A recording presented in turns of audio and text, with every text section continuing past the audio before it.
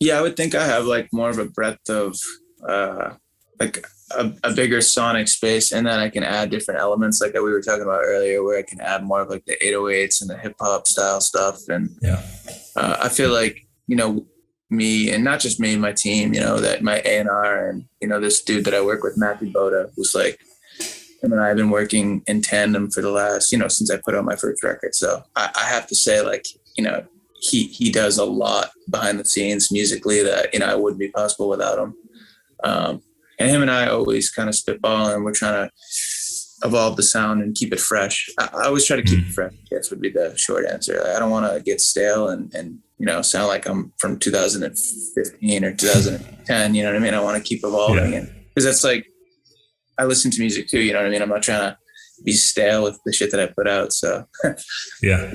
that's kind of how I see it, anyways. Yeah, I definitely noticed that from like some of your earlier projects. You still kind of like a similar sound and template and everything, but then I feel like coming to this project now, you definitely, like you said, you added definitely more like layers in between the production and more fills and more stuff like that. Just more like, I think, overall sophistication. Would you feel that way? Yeah, I appreciate that. Yeah, for sure. I hope to. I aim to, anyways, but you don't always hit the mark. Another thing I am always kind of thinking of now is like, how is it going to translate live? Whereas before it was Mm. like, I didn't even really think about that at all. But now it's like you're playing Yeah. shows. You got to be cognizant of that. So yeah, that's something that's on my mind as well. Is it TikTok worthy? Just playing.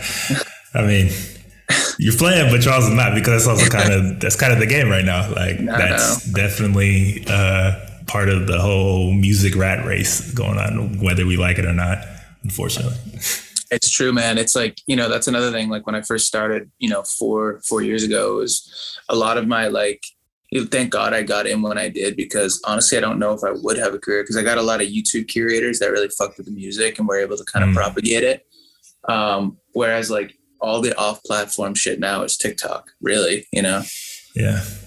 So Yeah. it's not negative or positive. It's just like, that is like the medium now. And like, you know, I'm lucky that I had like the YouTube side where it was like people fuck with alternative music more.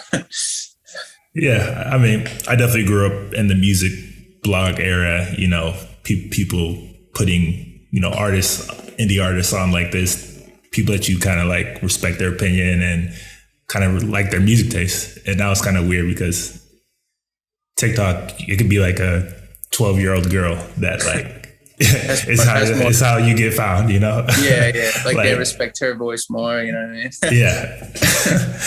Like she's the music curator. She's like the gatekeeper now. It's weird. It's a little definitely a weird dynamic. I know. I know it's different, but I mean you either adapt or see you Yeah. later, you know? Yeah. 1,000%.